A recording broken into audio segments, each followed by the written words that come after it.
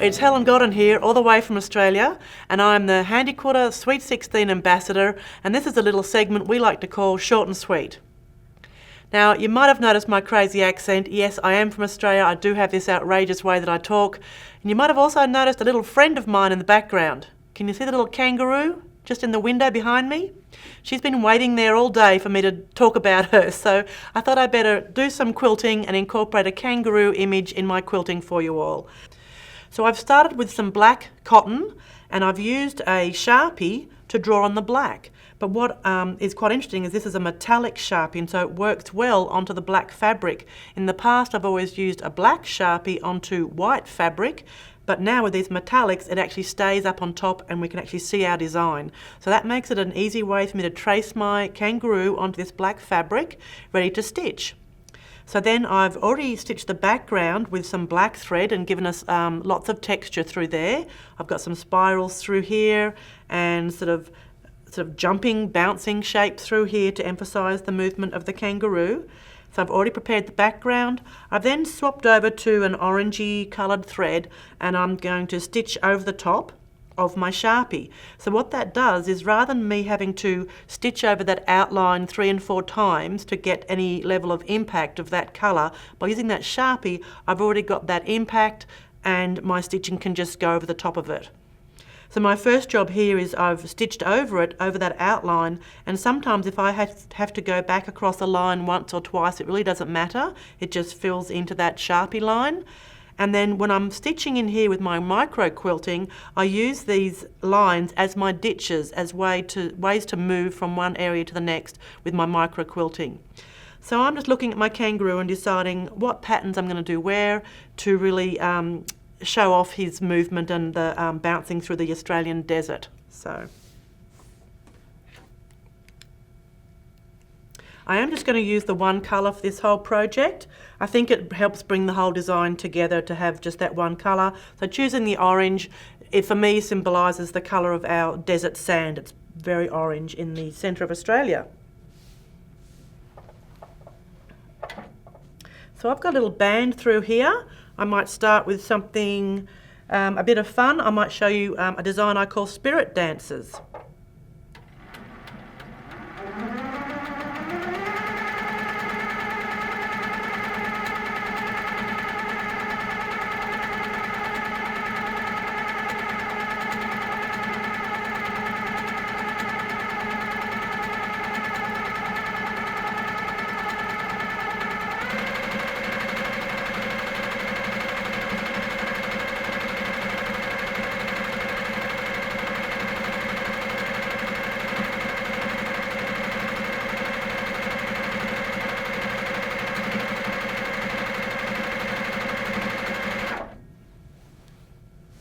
There we go, a whole little row of Aussies all holding hands on the kangaroo there. So I'm not necessarily going with stitching patterns that describe the fur of the kangaroo, because really that would just be all very much the same pattern. So I use the shape, the interesting shape of the kangaroo and all the different divisions I've made just as an excuse to try different patterns and fill it with all different micro quilting.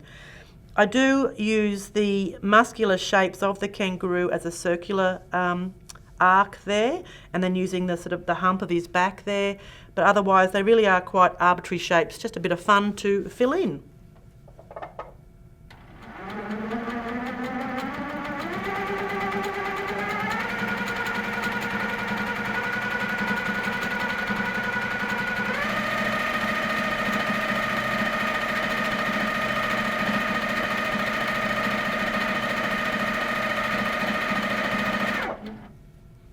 That was a pretty simple selection of little parallel lines, but what I have made sure is that those lines turn with the arc of that circle. So they're not actually vertical, they're actually radiating from an imaginary point here to get that flow.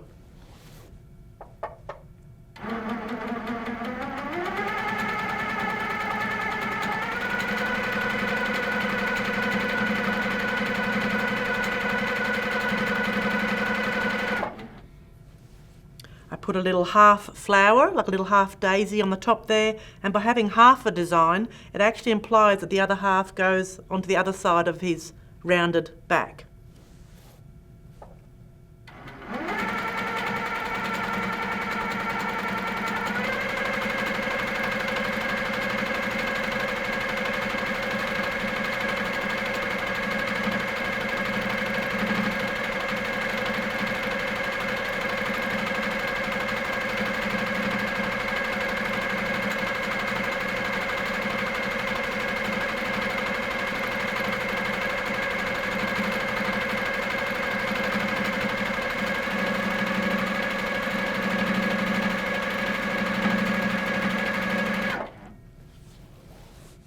A little simple zigzag there, and then coming back and working back into one side of it.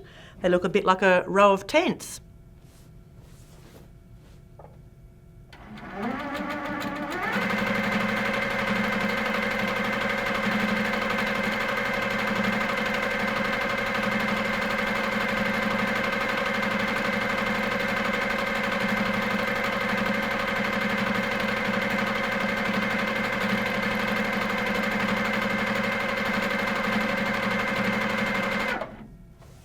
So this is my stack of rocks design, which is the stippling that we then close off again as we travel back. But I do have to make sure I continue that pattern across this side as well.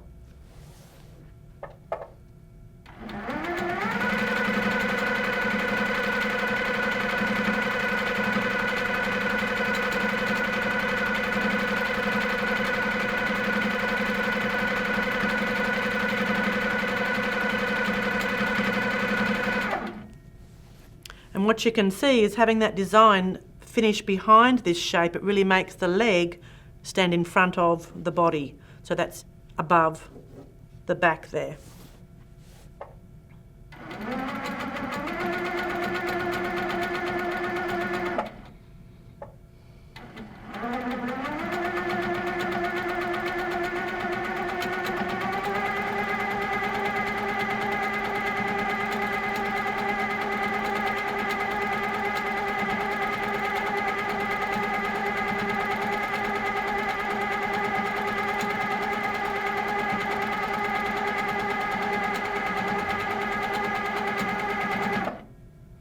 What I'm trying to do here is have a more organic pattern next to perhaps a geometric pattern, so we get that variety in here. So here I've done quite an organic flowing pattern. I'm going to do something a bit more geometric in the next one.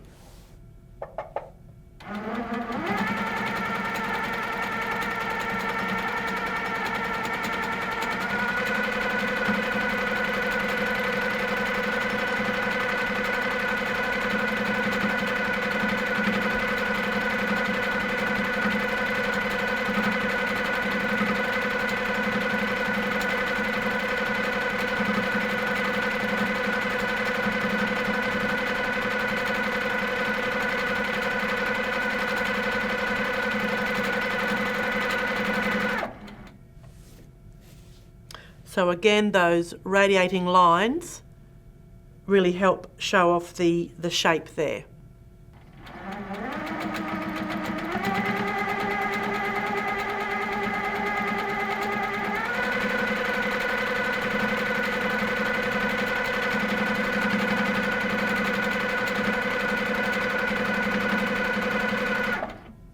So through the main part of the kangaroo's body here, I think I'm going to do my design I like called Build a Bridge, which has the same kind of arc shapes as we've already created, and that'll be quite micro quilted through the body here, and then we'll have space for different patterns through his tail.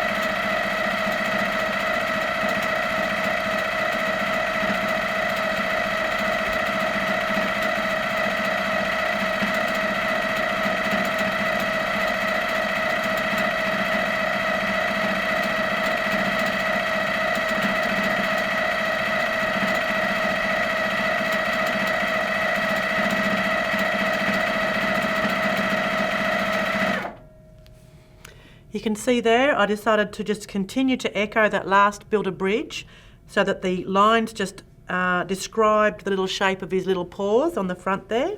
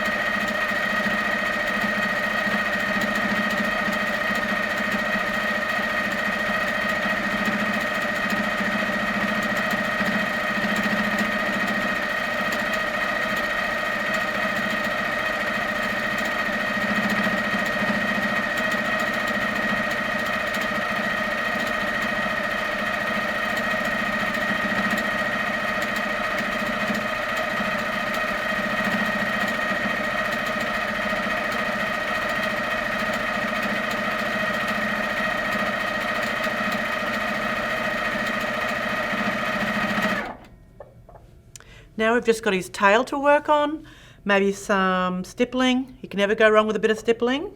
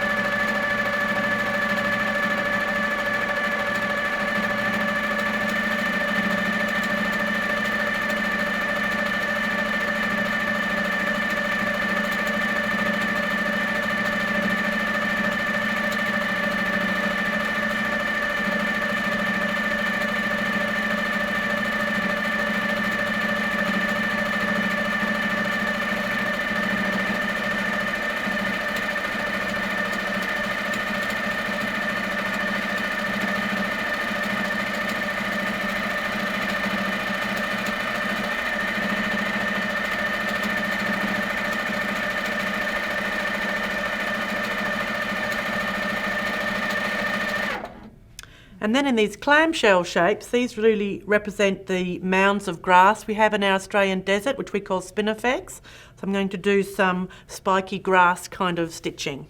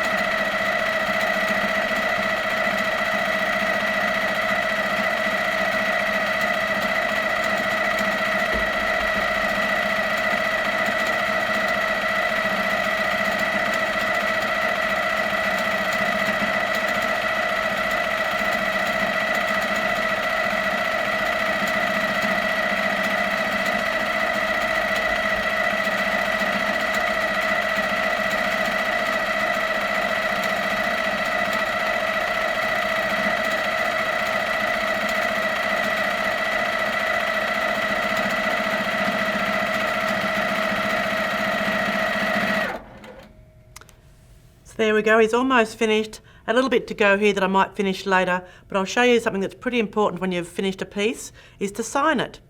Yes, you can sign in running writing in cursive on your quilt. You just need to write it slower than you can with a pen and write it a bit bigger than you can with a pen, but you certainly can write your name in cursive.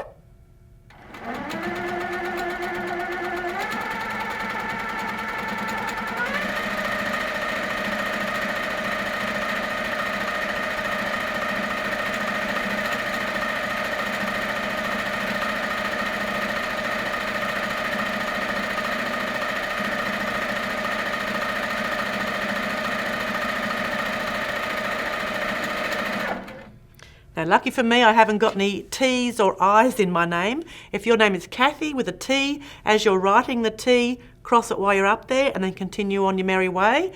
If you've got an I in your name, just go get that Sharpie and put another dot there and you're done. So I hope you've enjoyed the kangaroo micro quilting. You could have a go with an animal of your own choice using that metallic Sharpie on a black and then stitching into it with as much micro quilting as you can. See you later, everybody. Thanks for joining me. Bye.